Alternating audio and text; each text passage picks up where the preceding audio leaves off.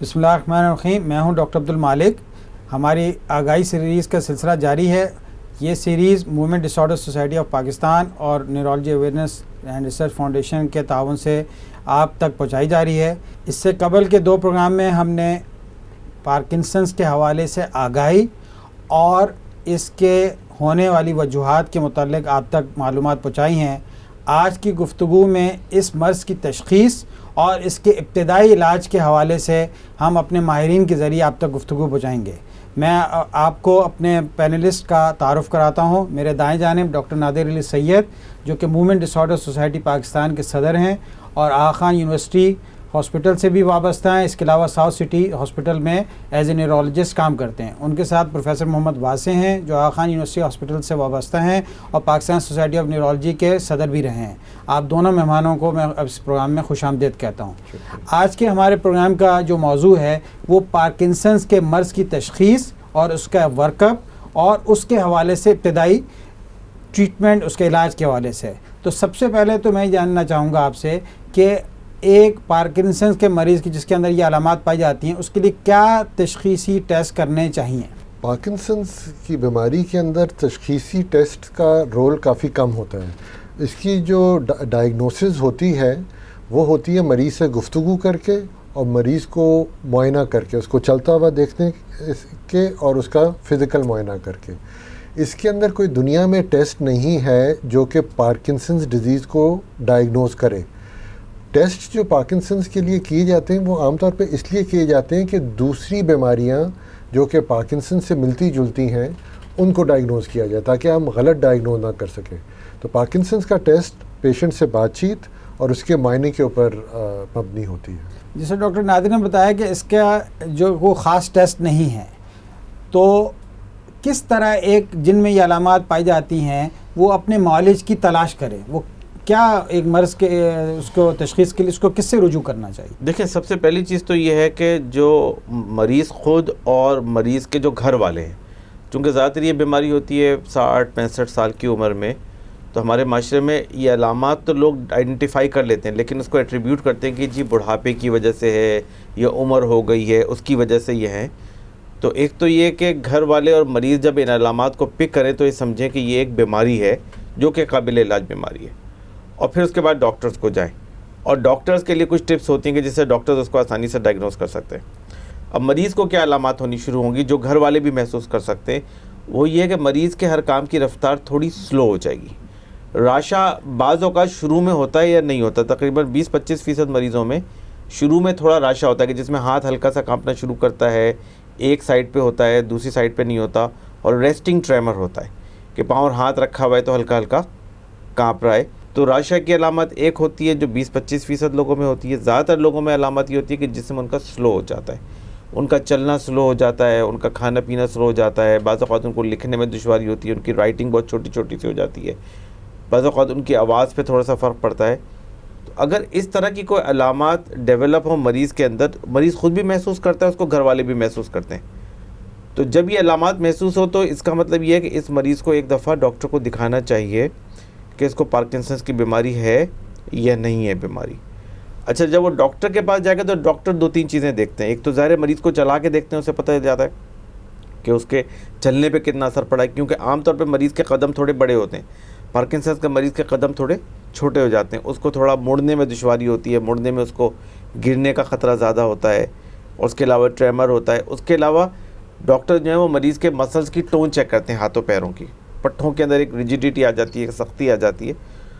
तो ये समझ लें 3 या 4 अलामतें हैं कि जिसके ज़रिए कोई भी डॉक्टर जिसकी थोड़ी बहुत ट्रेनिंग हो पार्किंसंस को डायग्नोस करने की, वो इसको डायग्नोस कर सकता है क्लिनिकल बीमारी के तौर पे कि ये पार्किंसंस की बीमारी है। अगर जीपी ज़्यादा ट्रेन नहीं है पार्किंसंस को, तो फिर इसके लिए जो बेस्ट ट्रेन डॉक्टर्स हैं वो न्यूरोलॉजिस्ट होते हैं कि जिनकी ट्रेनिंग होती है पार्किंसंस को आइडेंटिफाई करने की, तो वो इन अलामतों की बुनियाद पर मरीज़ को डायग्नोस कर सकते हैं। लेकिन समझ लें कि 90% मरीज़ों में तो डॉक्टर मरीज़ को देख के डायग्नोस कर लेता है कि इसको पार्किंसंस की बीमारी है। और जिस तरह डॉक्टर नादिर ने कहा कि टेस्ट वगैरह तो ज़्यादातर इसलिए होते हैं कि देखें कि और कोई मसला तो नहीं है, वरना पार्किंसंस की बीमारी डायग्नोस हो जाती है। दूसरी एक और टेस्ट भी है पार्किंसंस को डायग्नोस करने का, वो है दवा का टेस्ट, कि वो जो उसकी पार्किंसंस की दवाई आती है वो हम मरीज़ को देते हैं, और अगर उसकी सिम्टम्स बिल्कुल नॉर्मल हो जाती है और बेहतर हो जाता है तो इससे भी बीमारी कंफर्म हो जाती है कि ये पार्किंसंस की बीमारी को आप डील कर रहे हैं। तो ये चीज़ें हैं कि जिसकी बुनियाद पे कोई भी डॉक्टर इसको तशख़ीस कर सकता है और इसका इलाज शुरू कर सकता है। और बकिया कुछ टेस्ट जिस तरह नादिर ने बताया वो करते हैं तमाम मरीज़ों में, ख़ासतौर पे अगर ट्रेमर ज़्यादा हों तो हम उनका थायराइड का टेस्ट करते हैं, बकिया उनका ब्रेन MRI होती है। हाँ, इसी हवाले से डॉक्टर नादिर आपसे सवाल है, जैसे आपने कहा कि ये प्योर क्लिनिकल डायग्नोसिस, यानी कि डॉक्टर अपनी यानी मरीज़ की अलामात की बुनियाद पे उसका मुआयना करके उसकी तशख़ीस पार्किंसंस के मर्ज़ की करता है। लेकिन वो कौन से टेस्ट हैं, वो कौन से, चाहे वो लेबॉर्ट्री के हैं चाहे वो रेडियोलॉजिकल हैं, जो अमूमी तौर पर मुआलिज करवाता है उस मरीज़ के, ताकि ये मालूम कर सके ये पार्किंसंस है या कोई और बीमारी है, तो वो कौन से टेस्ट हैं? उसमें कुछ खून के टेस्ट हैं, जैसे एक रूटीन टेस्ट होने चाहिए पेशेंट्स के। इसमें ख़ास तौर पे ध्यान देना चाहिए थायराइड को। थायराइड की बीमारियों से भी पार्किंसंस की कुछ अलामात हो सकती हैं। उसके अलावा दिमाग के कुछ टेस्ट हैं, उसके अंदर जो दिमाग की तस्वीरों वाले टेस्ट हैं उसमें 2 ऑप्शंस होते हैं, CT स्कैन या MRI। MRI बेहतर है मगर CT स्कैन भी हो सकता है। उसके अंदर कभी कभी हमें चीज़ें पता चलती हैं जिसकी वजह से पेशेंट्स को पार्किंसंस की अलामात हो रही हैं। कौन सी चीज़ें ऐसी हैं जो आम देखी जाती हैं? एक होता है जिसको कहते हैं नॉर्मल प्रेशर हाइड्रोसेफलस, जिसके अंदर दिमाग में पानी ज़्यादा इकट्ठा हो जाता है। उसके अंदर भी पेशेंट सुस्त हो जाते हैं, आस्था या स्लो हो जाते हैं, और राशा भी हो सकता है। और जो चीज़ें कुछ कभी कभी पार्किंसंस को मिमिक करती हैं वो है खून की शरियानों के बंद होने से, या फालिज की बीमारी या स्ट्रोक्स। अब उसके अंदर ज़रूरी नहीं है कि स्ट्रोक सारे एक तरफ पूरी बॉडी में फालिज करें, छोटे छोटे स्ट्रोक भी इंसान को पार्किंसंस से मिलती जुलती कंडीशन में ला सकते हैं। और उससे भी कम कॉमन होता है खून का, for example subdural haematoma, blood clot बन जाए दिमाग के बाहर, तो या ब्रेन ट्यूमर हो जाए, उससे भी पार्किंसंस की आस्ता आस्ता सिम्टम्स आ सकते हैं। जैसे डॉक्टर वैसे आपने बताया कि हतमी तशख़ीस जो पार्किंसंस की है वो तो तिब्बी मुआयने के ज़रिए मुमकिन है। तो एक दफ़ा एक मरीज़ की हतमी तशख़ीस हो जाए तो कितने वक्फे से एक मरीज़ को अपने मालिज से रुजू करना चाहिए? देखिए, इस बीमारी की ख़ास बातें 2 हैं। एक तो ये कि ये फेटल बीमारी नहीं है, मोहलिक बीमारी नहीं है, यानी इससे किसी की लाइफ पे या सर्वाइवल पे इतना असर नहीं पड़ता है। दूसरी बात है कि ये एक आगे बढ़ने वाली बीमारी है, एक न्यूरो डीजेनरेटिव बीमारी है जिसकी अभी तक वजह नहीं पता, लेकिन ये बीमारी वक्त के साथ साथ आगे बढ़ती है। और ऐसी अभी कोई दवाई या इलाज नहीं कि जिससे आप इस बीमारी को आगे बढ़ने से रोक सकें। तो दवा से आप उसको बेहतर तो कर सकते हैं कि मरीज़ सही चलता रहे, काम करता रहे, लेकिन क्या है कि हर 3-4 महीने के बाद मरीज़ को एक दफ़ा चेक करना चाहिए, देखना चाहिए कि उसकी बीमारी किस रफ्तार से आगे बढ़ रही है। बाज़ लोगों की बीमारी बहुत स्लो आगे बढ़ती है और बाज़ लोगों की बीमारी थोड़ा तेज़ी के साथ आगे बढ़ती है। तो आपको उनकी जो भी करंट पोजीशन है उसके लिहाज से आपको उनकी ट्रीटमेंट को मॉडिफाई करना पड़ता है, क्योंकि हमारा मकसद ये है कि जो भी जिसको पार्किंसंस की बीमारी है, अगरचे हम उसको ख़त्म नहीं कर सकते हैं बीमारी को, या बीमारी को रोक नहीं सकते हैं, लेकिन हम ये बहरहाल कर सकते हैं कि मरीज़ फंक्शनल रहे और चलता फिरता रहे, और मरीज़ अपने सारे काम काज कर सके, एक इंडिपेंडेंट लाइफ गुजार सके, एक उसकी क्वालिटी ऑफ लाइफ अच्छी हो, सोशल लाइफ अच्छी गुजार सके। तो ये बहरहाल अभी दवाओं के साथ मुमकिन है, लेकिन ये उसी सूरत में मुमकिन है कि जबकि मरीज़ और डॉक्टर का एक क्लोज़ रब्ता रहना चाहिए। तो मैं समझता हूँ कि हर 3 महीने बाद पार्किंसंस के मरीज़ को डॉक्टर को दिखाना चाहिए, डॉक्टर भी देखे, नोट भी करे कि पिछली दफ़ा से अब तक क्या प्रोग्रेशन हुआ है, क्या बीमारी आगे बढ़ी है। अगर बीमारी आगे बढ़ रही है, सिम्टम्स आगे बढ़ रही हैं, तो दवाइयों को रीएडजस्ट किया जाए ताकि मरीज़ को एक फंक्शनल उसके अंदर बरकरार रखा जा सके। बाकी ज़्यादातर लोगों में जिनको पार्किंसंस डायग्नोस हो जाती है 60-65 साल की उम्र में, ये बीमारी के लोग 10-15 साल तक अच्छा खासा इफ़ेक्टिव रोल प्ले कर सकते हैं, ज़्यादातर खुद अपने काम कर सकते हैं, एक्टिव रोल प्ले कर सकते हैं। अगर उनकी बीमारी बहुत एग्रेसिव नहीं है तो इतना एक लंबी मुद्दत की बीमारी है, तो उसके लिए ज़ाहिर है एक रेगुलर चेकअप और इलाज और सारी चीज़ों की ज़रूरत रहती है। डॉक्टर वासिर ने बताया कि ये एक लंबी मुद्दत की बीमारी है, तो आखिर क्या वजह है कि इस बीमारी के लिए, पहले तो ये जानना चाहेंगे कि इस बीमारी किसी किस्म की कोई टेस्ट की ज़रूरत नहीं होती और ये प्योर क्लिनिकली तशख़ीस होता है, और साथ ही साथ जैसे डॉक्टर वासिर ने बताया है कि भाई 55 साल से 60 साल की उम्र या इससे ज़ायद उम्र में पार्किंसन राशा की बीमारी होती है। तो इसी हवाले से यंग पार्किंसन वो उसको क्या कहते हैं, इस हवाले से थोड़ी सी आप मालूमात फराहम करें। तकरीबन 10% पेशेंट जो होते हैं 40 साल से कम उम्र में होते हैं, और ये बीमारी 30 साल और 20 साल की एज में भी होती है, मगर वो रिलेटिवली रेयर होते हैं। 90% जो होते हैं 40 साल से बड़े होते हैं। तो 40 साल से पहले जो होते हैं उन्हें कहते हैं यंग ऑनसेट पार्किंसंस डिजीज़। उसमें ज़्यादा चांसेस हैं कि उनको जेनेटिक यानी कि फैमिली के अंदर ट्रांसमिट हुई है। और अब ऐसी काफ़ी जेनेटिक म्यूटेशंस हमने दरियाफ़्त की हैं जिससे पार्किंसंस डिजीज़ होती है, पर वो पेशेंट भी दवाइयों से रिस्पॉन्ड करते हैं और उनकी क्वालिटी ऑफ लाइफ भी इम्प्रूव हो सकती है दवाइयों के साथ। इसमें क्यों टेस्ट बिल्कुल ज़रूरी नहीं होते, मतलब इसकी क्या इसका टेस्ट दरियाफ्त ही नहीं हुआ आज तक। दरअसल बात यह है कि पार्किंसंस डिजीज़ जो पूरी बीमारी है उसका आज तक कोई ब्लड टेस्ट या कोई MRI टेस्ट नहीं है जो आपको बता देगा कि पार्किंसंस पॉजिटिव। कुछ जेनेटिक पार्किंसंस सिंड्रोम्स हैं जिसके अंदर आप डायग्नोज कर सकते हैं, मगर वो बहुत रेयर होते हैं। मगर बाय एंड लार्ज जो बीमारी है पार्किंसंस डिजीज़ के मरीज़, उनके लिए कोई हतमी टेस्ट दरियाफ्त ही नहीं हुआ आज तक। अगर एक मर्ज़ की तशख़ीस हो गई और ये तय हो गया कि ये मर्ज़ जो है पार्किंसंस का मर्ज़ है, तो कहा जाता है कि पार्किंसंस के मर्ज़ के इलाज के लिए एक टीम की ज़रूरत होती है। तो ये किस हद तक ठीक है, और अगर ये ठीक है तो इसमें टीम में कौन लोग शामिल हो? देखिए, अर्ली पार्किंसंस में तो इतना कोई इशू नहीं होता है, क्योंकि अर्ली पार्किंसंस के लोग तो चल फिर रहे होते हैं, अपने सारे काम काज कर रहे होते हैं। उसमें तो अहमियत इस बात की है कि मरीज़ को एक प्रॉपर अंडरस्टैंडिंग हो कि उसको कोई बीमारी है, क्या उसकी अलामतें हैं जो फ्यूचर में डेवलप होंगी और किस तरह उसको एड्रेस करने की ज़रूरत है। हाँ, अलबत्ता जब बीमारी आगे बढ़ जाती है तो फिर उसमें उस मरीज़ को फिज़ियोथेरेपी की और रिहेबिलिटेशन की ज़रूरत होती है, गेट ट्रेनिंग की ज़रूरत होती है, बहुत सारे केसेस में न्यूट्रिशनिस्ट की ज़रूरत होती है। अगर मरीज़ों में डिप्रेशन या साइकेट्रिक सिम्टम्स डेवलप हो तो उसको साइकोलॉजिस्ट या साइकेट्रिक इलाज की ज़रूरत होती है। तो एडवांस स्टेजेस में काफ़ी सारी सपोर्ट आपको चाहिए होती है। माइल्ड टू मॉडरेट जो पार्किंसंस के पेशेंट होते हैं वो तो अक्सर औक़ात ख़ुद आते हैं, अपने किसी घर के फ़र्द के साथ भी नहीं आते, लेकिन मॉडरेट टू सीवियर पार्किंसंस में ज़ाहिर उनको कोई ना कोई लेकर आता है, उनके साथ 1-2 लोग आते हैं मरीज़ के साथ जो मरीज़ को दिखाते हैं, और बाज़ औक़ात उन मरीज़ों को चलने के लिए सपोर्ट की ज़रूरत होती है, केन की या क्वाड केन की या वॉकर की। तो मेरा ख्याल है कि अर्ली पार्किंसंस में तो इतनी कोई मल्टी डिसिप्लिनरी केयर की ज़रूरत नहीं है, लेकिन एडवांस जैसे ऐसे होते जाएंगे तो उसमें फिर आपको मल्टी डिसिप्लिनरी केयर इन्वॉल्व करनी पड़ेगी। अगर डॉक्टर हम इसके इलाज को 2 हिस्सों में तकसीम करें, अगर अर्ली पार्किंसंस है तो अब इसके इलाज के लिए क्या ऑप्शंस हमारे मुल्क में अवेलेबल हैं? अच्छा, पार्किंसंस का अर्ली पार्किंसंस के अंदर इलाज बहुत अच्छा होता है और रिस्पांस भी बहुत अच्छा होता है। और इलाज के अंदर 2 हिस्से हैं, एक है दवाइयाँ और एक है दवाइयों के अलावा या नॉन फार्माकोलॉजिक, और ये अक्सर इग्नोर होता है नॉन फार्माकोलॉजिक। इसमें एक बड़ी सिंपल चीज़ है, ये वर्जिश या डेली वॉक या एक्सरसाइज एक वाहिद चीज़ है जिसका प्रूफ है कि वो पार्किंसंस को स्लो डाउन करती है, रोकती नहीं है मगर स्लो डाउन करती है।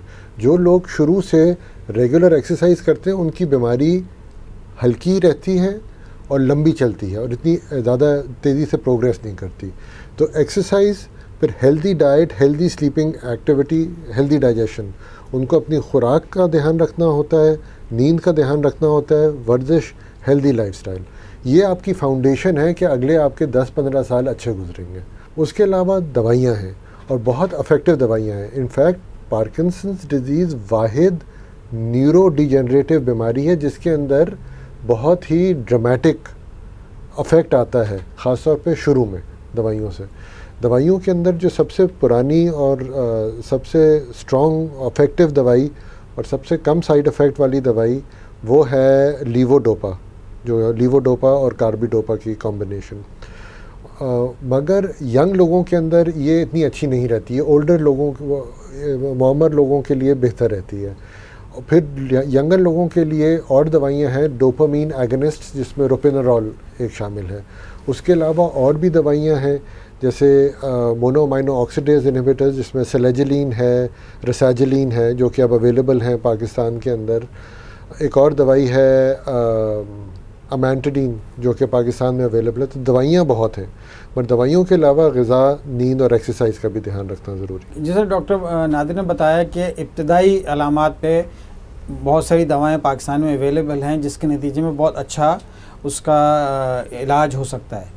तो इसमें इस बीमारी में एक इब्तदाई दिनों में कहलाया जाता है हनीमून पीरियड। तो पार्किंसंस के मर्ज़ के दौरान ये इसका दौरानिया कितने अरसे पे मुहित होता है? बिलुमूम तो ये महीनों या सालों का होता है। अच्छा, बहुत सारे पार्किंसंस के जो अर्ली स्टेज के मरीज़ होते हैं उनको हम बाद वक़्त दवा देते भी नहीं हैं, उनको हम कहते हैं आप एक्सरसाइज करें और अपना लाइफ को कंटिन्यू करें और बाज़ औक़ात दवाई देने से एक ये होता है कि मरीज़ की सिम्टम बिल्कुल गायब हो जाती हैं, जिसको हम ऑन स्टेट कहते हैं कि अगर आपने मरीज़ को दवा दी हुई है और फिर आप मरीज़ को एग्जामिन करेंगे तो उसकी कोई अलामत पार्किंसंस की आपके अंदर नहीं मिलेगी, यानी बहुत ही थोड़ी सी दवाई से भी काम चल जाता है। अगर डायग्नोस अर्ली हो जाए, यानी जब पार्किंसंस हुई है उसके विद इन 6 मंथ्स डायग्नोस हो जाए, तो बिलुमुम 2-3 साल तक तो ये बीमारी बहुत आसानी के साथ मैनेज हो सकती है, बहुत थोड़ी सी दवाई से और एक्सरसाइज से, और बहुत ही एक्टिव लाइफ स्टाइल रख सकते हैं मरीज़। तकरीबन 70-80% मरीज़ जो है ना वो बहुत अच्छा एक क्वालिटी ऑफ लाइफ मेंटेन कर सकते हैं अगले 2-3-4-5 साल तक। तो ये एक पीरियड होता है कि जो गोल्डन पीरियड है समझने पार्किंसंस के पेशेंट के लिए, कि जिसमें उनकी लाइफ स्टाइल बहुत अच्छी तरह मेंटेन रह सकता है। उसके बाद फिर थोड़ा बीमारी आगे बढ़ती है तो उसमें दवाइयों की तादाद और उनकी डोजिंग थोड़ी बढ़ जाती है, लेकिन उसके बावजूद भी एक अच्छी क्वालिटी ऑफ लाइफ मेंटेन की जा सकती है। बीमारी डायग्नोस होने के बाद या अर्ली डायग्नोस होने के बाद 10-12-15 साल तक मरीज़ काफ़ी एक्टिव लाइफ स्टाइल अपना मेंटेन कर सकता है। तो समझ लें कि शुरू के 2-4 साल तो बहुत ही आसानी के साथ इसका इलाज हो जाता है, बाकी आगे डॉक्टर को काफ़ी मरीज़ के साथ मेहनत करनी पड़ती है। अलबत्ता जब एडवांस स्टेज में चला जाए तो फिर मरीज़ को काफ़ी सपोर्ट की ज़रूरत पड़ती है। डॉक्टर ये बताइए कि इब्तदाई जो पार्किंसंस के मर्ज़ के इलाज के लिए जो अद्वियात दी जाती हैं, ज़ाहिर से उनके कोई ना कोई मुज़र असरात भी होंगे जिसको हम साइड इफ़ेक्ट्स कहते हैं। वो अमूमी तौर पे वो कौन से साइड इफ़ेक्ट्स होते हैं जिनका मरीज़ को ख्याल रखना चाहिए और फिर अपने मालिज को उसको आगे बताना चाहिए? ठीक है, ये बड़ा अच्छा सवाल है। तो पहले हम बात करते हैं, एक ग्रुप है जो डोपामिन एगोनिस्ट, जो पाकिस्तान में रोपिनोरॉल की केमिकल है, वो 25-30 नामों से ये केमिकल बिकता है। इसके जो आम साइड इफ़ेक्ट्स हैं उसमें मतली, चक्कर आना, ब्लड प्रेशर गिरना, नींद होना, ये आम साइड इफ़ेक्ट्स हैं। और कुछ इसके अनयूजुअल साइड इफ़ेक्ट्स हैं जो इतने आम नहीं होते। उसके अंदर होता है कि कोई आदत जो है वो बहुत ज़्यादा प्रोनाउंस हो जाती है, जैसे इंसान जैसे गैम्बलिंग बहुत ज़्यादा कर ली, या सेक्सुअल बिहेवियर बहुत ज़्यादा बढ़ गया, या थेफ्ट। तो ये एबनॉर्मल बिहेवियर का भी एक रेयर साइड इफ़ेक्ट होता है इस दवाई के साथ, रोपिनोरॉल के साथ, तो इसको ध्यान से देना पड़ता है। दूसरा जो हमारी दवाई जो आम यूज़ होती है वो लीवोडोपा, कार्बिडोपा, जो सबसे आम यूज़ होती है, उसके अंदर जो साइड इफ़ेक्ट्स हैं उसके अंदर भी मतली होती है, नींद होती है, ब्लड प्रेशर गिरना, ये आम साइड इफ़ेक्ट्स हैं। जब यंग लोगों को दिया जाता है तो उसके अंदर 5 साल के अंदर एक चीज़ होती है डिस्काइनीजिया, जो कि बहुत ज़्यादा हरकत होती है, तो यंग लोगों के अंदर वो ज़रा ज़्यादा रिस्क होता है। इसीलिए कोशिश की जाती है कि यंग लोगों को लीवोडोपा ना दिया जाए बल्कि रोपिनोरॉल या डोपामिन एगोनिस्ट्स के ग्रुप में दिया जाए। तो ये इनके साइड इफ़ेक्ट्स होते हैं, और इलाज जो है हर मरीज़ को देख के केयरफुली डिसाइड करना होता है, क्योंकि जो आप इलाज देते हो उससे बीमारी का नेचुरल कोर्स भी तब्दील होता है। मसलन अभी हमें पता है कि अगर पेशेंट्स को दवाई ना दें तो उससे बीमारी जो है बढ़ जाती है। तो अब हम कोशिश करते हैं कि जल्दी पेशेंट्स का इलाज शुरू करें, बेशक वो लीवोडोपा के साथ हो या रोपिनोरॉल के साथ हो। जिस तरह डॉक्टर नादिर ने इसके मुज़र असरात के बारे में बताया, तो अब इसको कंट्रोल, अगर फ़र्ज़ करें किसी मरीज़ में इसके मुज़र असरात आ जाते हैं तो उसको कंट्रोल करने के लिए क्या करना चाहिए? दवाई की डोज एडजस्ट कर दें, बहुत आसान चीज़ है। ज़्यादातर हमारी कोशिश होती है कि बहुत ही लो डोज से दवाई शुरू की जाए, क्योंकि बीमारी भी इतनी फास्ट नहीं है ना कि आप एकदम ही हाई डोज से शुरू करें। तो बहुत ही लो डोज से दवाई शुरू करते हैं, स्लोली आगे बढ़ते हैं, देखते हैं कि किस दवाई से जाके पेशेंट की सिम्टम्स अच्छी कंट्रोल हो रही हैं और साइड इफ़ेक्ट कम डेवलप हो रहे हैं। लेकिन अगर किसी डोज से साइड इफ़ेक्ट ज़्यादा डेवलप हो रहे होते हैं तो या तो हम उस दवाई की डोज को कम कर देते हैं, और अगर वो दवाई इतनी इफेक्टिव नहीं होती तो हम कोई दूसरा ग्रुप ट्राई करके देखते हैं, क्योंकि बहुत सारे ग्रुप्स अवेलेबल हैं।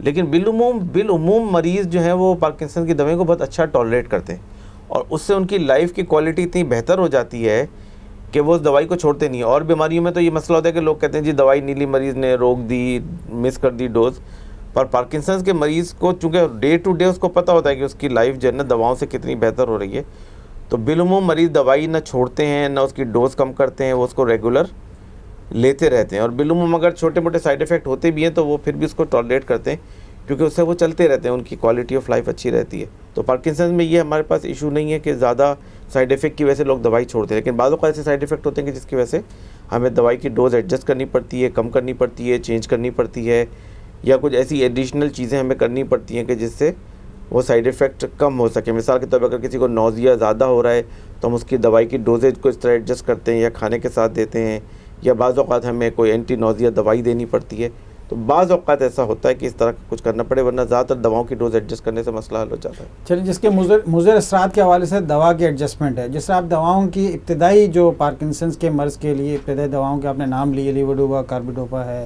प्रोपिनोल है, एमओ है, मुख्तलिफ़ दवाओं के आपने नाम लिए। इसके साथ साथ क्या किसी किस्म के मल्टीवाइटामिन्स के भी कोई असरात हैं? कोई किसी किस्म के मल्टीवाइटामिन इस मर्ज़ में दिए जाते हैं, नहीं दिए जाते हैं? और अगर दिए जाते हैं तो कौन से मल्टीवाइटामिन हैं जिसके कोई असरात हैं? आई थिंक बैलेंस डाइट का तो काफ़ी रोल है। वाइटामिन्स इतना मैं नहीं कहूँगा कि एसेंशियल है, मगर बेहतर है अगर मरीज़ कोई एक मल्टीवाइटामिन, उसमें ख़ास तौर पे विटामिन डी और कैल्शियम का ध्यान रखें, क्योंकि पेशेंट अक्सर गिरते हैं और उनकी हड्डियाँ टूटती हैं, और ऑस्टियोपोरोसिस या हड्डियों का पतला होना बहुत कॉमन प्रॉब्लम है। तो वो एक अच्छा आइडिया है। कुछ लोग समझते थे कि कोएंजाइम Q10 से भी बीमारी पे असर पड़ता है, मगर वो भी हम हतमी तौर पे नहीं कह सकते कि ये चीज़ें ज़रूरी हैं। ज़रूरी चीज़ें हमने पहले डिस्कस कर ली, मगर मल्टीवाइटामिन, कैल्शियम वगैरह आई थिंक एक अच्छा आइडिया है और लोगों को लेना चाहिए, क्योंकि डाइट अक्सर हमारी ये ज़रूरियात पूरा नहीं करती। ये तमाम अवामिल को देखते हुए अर्ली ट्रीटमेंट, चूँकि आपने बताया कि 10 से 15 साल होते हैं, और कौन से अवामिल हैं जिसके नतीजे में हम एक मरीज़ की क्वालिटी ऑफ लाइफ यानी उसकी ज़िंदगी में बेहतरी लाई जा सकती है? एक्सरसाइज जिस तरह बताया, दवा और एक्सरसाइज, और सबसे अहम चीज़ है बीमारी की अंडरस्टैंडिंग। यानी जो आप प्रॉपर मरीज़ को बीमारी के बारे में काउंसिल करते हैं, उसको समझा दें, तो उसको आइडिया होगा कि बीमारी है क्या, किस तरह बढ़ेगी और किस तरह उसको अपने आप को इस बीमारी के लिहाज से एडजस्ट करना होगा ना। तो ज़्यादातर मैंने देखा कि जिन मरीज़ों को शुरू में ही क्लियर समझ में आ जाती है बीमारी, उसकी अंडरस्टैंडिंग, उसका कोर्स, उसकी प्रोग्नोसिस ना, वो उसको बहुत अच्छी तरह हैंडल करते हैं। जो हमारे पार्किंसंस के मरीज़ हैं, वो ये बात हमें बता देंगे, हम ये समझते हैं कि अगर आप इस मर्ज़ से लड़ते रहेंगे ना और चाहेंगे कि मर्ज़ ख़त्म हो जाए, तो मर्ज़ तो ख़त्म नहीं होने का। तो बंदा हमेशा इसी परेशानी में रहता है कि किसी तरह बीमारी ख़त्म हो जाए, तो ख़त्म तो नहीं होगी वो। अलबत्ता मरीज़ ये कहते हैं कि अगर हम इस बीमारी से दोस्ती कर लें और इस बीमारी से दोस्ती करके इसको समझ के चलें, तो हमारी लाइफ बहुत अच्छी गुजर जाती है। तो पार्किंसन के मरीज़ों में सबसे अहम चीज़ होती है कि उनको आप प्रॉपर काउंसिल करें, उनको बीमारी समझ में आ जाए, उनको पता चल जाए कि इसका कोर्स क्या है। दूसरे, आप इनको रेगुलर एक्सरसाइज पे शुरू कराएं कि रेगुलर एक्सरसाइज वो करें, उससे उनकी क्वालिटी ऑफ लाइफ भी बेहतर होगी, दवा का रिस्पॉन्स भी बेहतर हो जाएगा और दवा के साइड इफ़ेक्ट भी कम हो जाते हैं, और बाज़ वक़्त कम डोज में इस दवाई से भी काम चल जाता है। और तीसरे है कि दवा का एक जुडिशियस यूज़ जो है ना ओवर मेडिकेट नहीं करें पेशेंट को, बहुत बम्बार्डमेंट की ज़रूरत नहीं है, बहुत स्लो दवाएं देने की, उसका रिस्पांस देखने की ज़रूरत होती है। तो मेरे ख्याल में ये 3 चीज़ें की हैं, काउंसलिंग, एक्सरसाइज और आहिस्ता आहिस्ता दवा का इस्तेमाल और उसको बढ़ाना वक्त के साथ साथ। तो इससे बिलुमूम मरीज़ भी बहुत खुश रहते हैं, उनके घर वाले भी खुश रहते हैं और मरीज़ की क्वालिटी ऑफ लाइफ भी अच्छी रहती है। डॉक्टर नज़र, आखिर में ये बताइए कि पाकिस्तान में चूँकि इस मर्ज़ के हवाले से आगाही की एक कमी है, तो आप चूँकि इसकी एक सोसाइटी के सदर भी हैं और इस हवाले से, तो आप क्या समझते हैं कि इस मरीज़ हम क्या अवामिल करें जिसके नतीजे में मरीज़ के इलाज मुआलजे में बेहतरी आ सके? आई थिंक बहुत लेवल्स पे काम हो सकता है और बहुत गुंजाइश है काम करने की।